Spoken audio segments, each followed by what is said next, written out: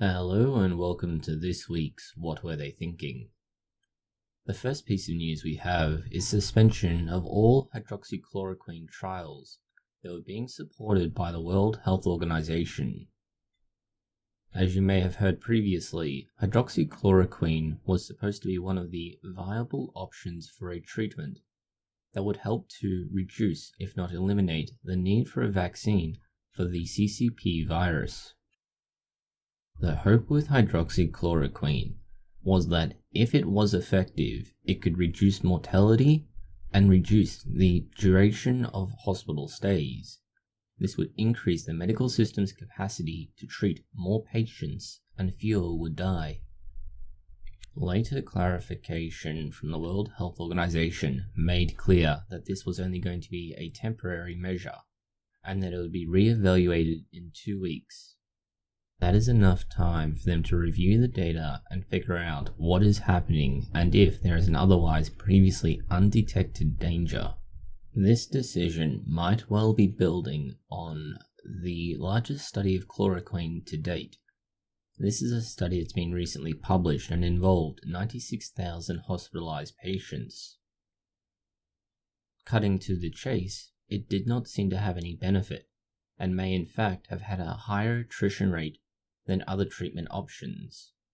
The data was taken from 671 hospitals across the world, and with such a large sample size, it does have considerably more statistical power behind it, and is therefore more believable and likely to be correct. This comes in the face of other small-scale studies out of China, France, and other countries, where they've been working with a myriad of conditions, variable doses, and not necessarily single doses of one drug to produce both positive and negative outcomes. Their findings, as they put it, were a higher risk of death compared to those who did not take any of the medications. The medications they used being hydroxychloroquine with a macrolide antibiotic, or chloroquine and a macrolide antibiotic. This is similar to some of the medication regimes that have been prescribed anecdotally by other doctors. Being one of those doctors at present is probably not going to be a good idea if you've had a dead patient and are therefore opening yourself up to a world of litigation. Unlike the other studies that have all been dedicated, specifically designed research, this was more rather than less an observational study, and therefore it has its limitations. But such a large sample size cannot be ignored at present. In a piece of weird and unexpected news about the CCP virus and the effect all the consequential lockdowns have had, the CDC has had to issue a warning about rats becoming increasingly aggressive in their search for food. Any civilized built-up area is liable to have rats to some degree. As a result, when you begin to close down large sections, you've deprived a large group of rats of their source of food. One of the big reasons why there's so much concern from the CDC and other health authorities is that rats are well known to spread disease. They are said to be the way the plague spread from Eastern Europe right across Europe all the way to America. If you want to see how the rat population copes with this sort of event, look up the Rat Utopia experiment, and you'll understand why, in this case, rats are turning to infanticide and cannibalism. In more interesting but bizarre news, a young boy from Bolivia has let himself be bitten by a black widow spider, hoping to gain Spiderman's powers.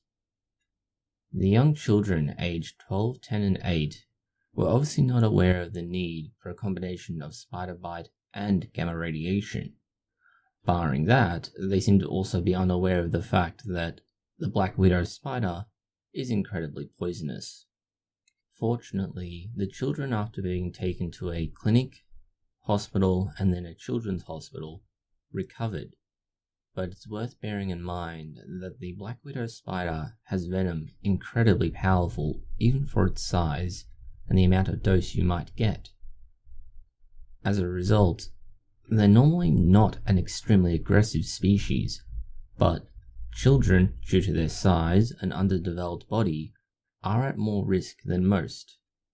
While speaking of things that are creepy, crawly, and bug-like, India is currently experiencing one of its worst locust plagues in 27 years. And yes, we have now hit 2 of the 4 horsemen, the first being famine, the second being disease. Now we need only wait on war. Looking at what is happening in India, it's a relatively annual event. A large swarm of desert locusts come through and cause damage. The country expects this to occur, and more often than not they're well prepared for it. They use a combination of pesticides and countermeasures to prevent the locust population getting to a point where they can completely strip the fields and destroy everything. Despite that, the current swarm of locusts has damaged nearly 50,000 hectares of cropland. That's only 8 to 10 swarms, but each one measures nearly a kilometer in size. This is the same swarm that back in April attacked Pakistan's croplands, leading to damage there and food shortages. Each swarm of up to 40 million locusts can eat the equivalent of 35,000 people. In other words, the 8 swarms we've been dealing with in India are equal to 280,000 people suddenly coming through a region and eating everything. The more disconcerting piece of news is that this is not likely the end of the locust swarms coming into India. All of this owes to seasonal changes back in the start of the year, when there were heavy rains, cyclones, and heat that allowed for the fast breeding and growth of locust populations. This then led to multiple generations coming through in one year, creating a massive population. They have gradually worked their way across from the Arabian Peninsula and are now hitting India. Remember, India doesn't allow for things like BT cotton and similar crops. These would normally help in mitigating some of the damage from pests, as it has a natural pesticide in it. But India has a no GMO rule. That rule is being increasingly challenged. In Australia, we have some interesting news about culture and industry, primarily on the movement forward and some of the losses that are being sustained as a consequence of things like mining. One of the largest mining companies in Australia, called Rio Tinto, was given approval to use blasting charges in certain parts of the country.